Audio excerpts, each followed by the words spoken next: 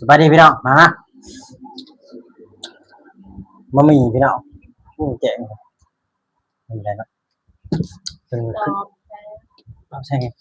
เนาะนี่หน่อยมามีพี่น้องผงบึดเนี่ยเนี่ยกินตัวมาม่าที่มามีพี่น้องมาดูนะดูกันอืมอืมไปอืม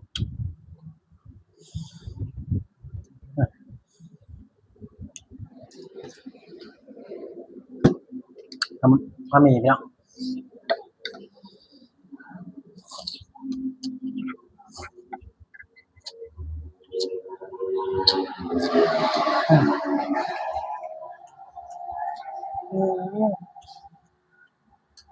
ปั๊บบัว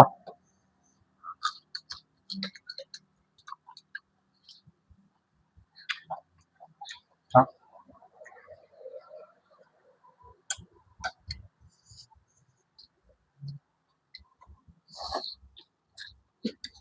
เขาว่า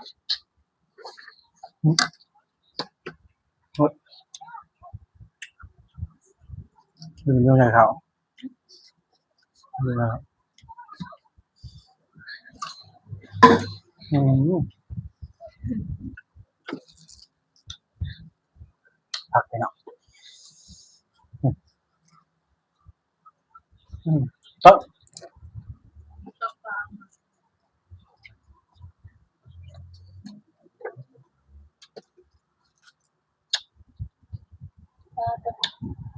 จะกินน้ำก่อน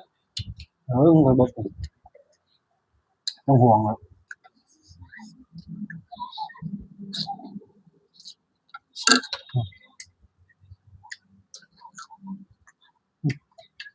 ไม่เพ็ดอยู่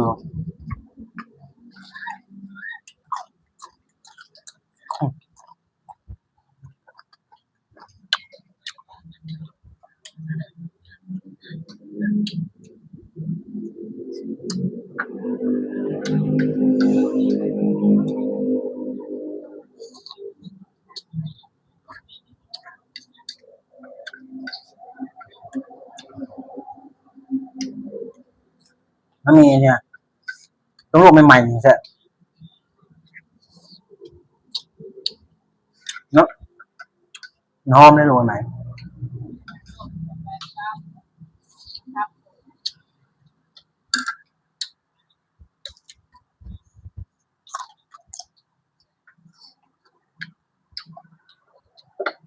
บุกเยี่ยมบุกขอนออกมา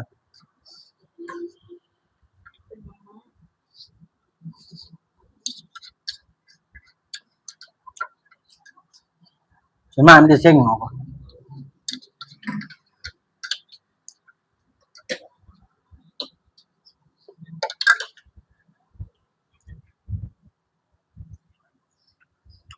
ตักน้ำครับอืม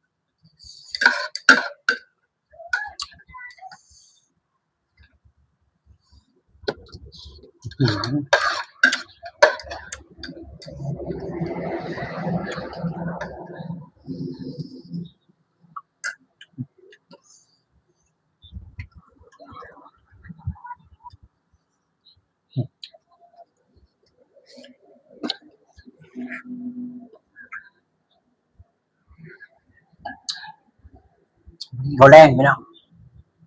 มีแรงมาต้มมาม่ากินตอนนี้จะห่อจะลวกช่องหอ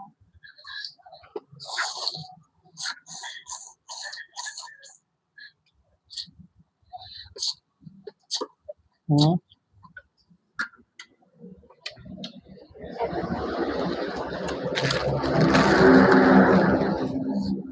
ปุ๊บมาเลย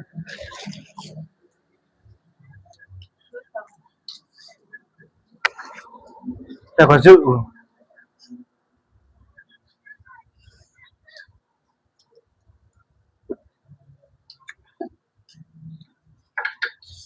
เนี่ยบ่ได้เผ็ดดำเผ็ดเป็นแบบเคี้ยวอ่อนพี่น้องกินกับกับปุ้นบ้านเฮากับเปียกบ่แซ่บบ้านเฮา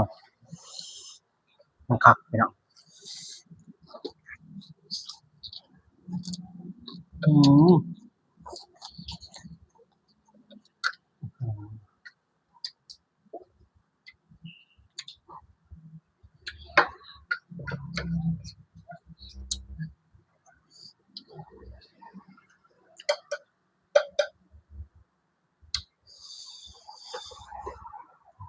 เหนียวอยากกินบ่เบิดเลยกินซอยเมียพี่น้องอ๊ะกินแบบสำรับเลยพี่น้อง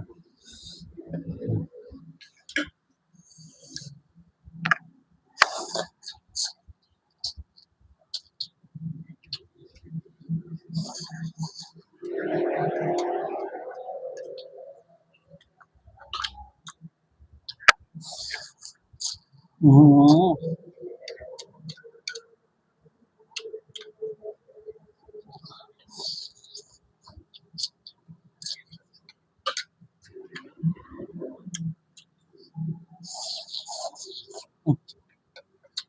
ครับ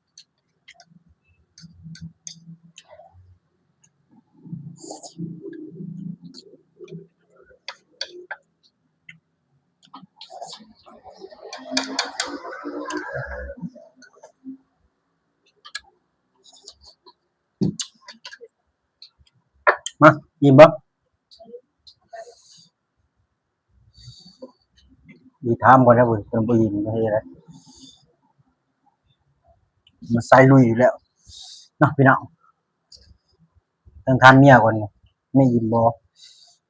อันจังได้ลุยได้กินไปแล้วเมียบ่ยิ้มจมน้ำลังสิหายสิได้ไปซื้อแล้วรอบสองพี่น้องอืม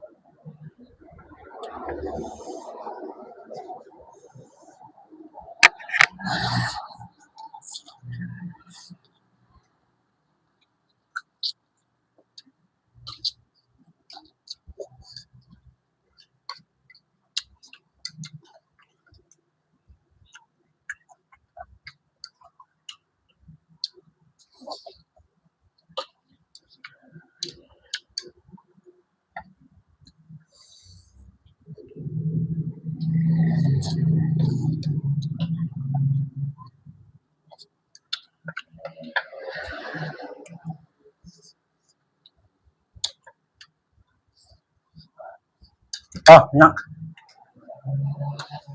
บ้านเด้อพี่น้องเบิดแหละครับสบายดีพี่น้องฝากติดตามกดไลค์กดแชร์ด้วยพี่น้องเด้อฝากเป็นกำลังใจนำบ่ได้คลิปใหม่ๆลงไปพี่น้องแซ่บๆ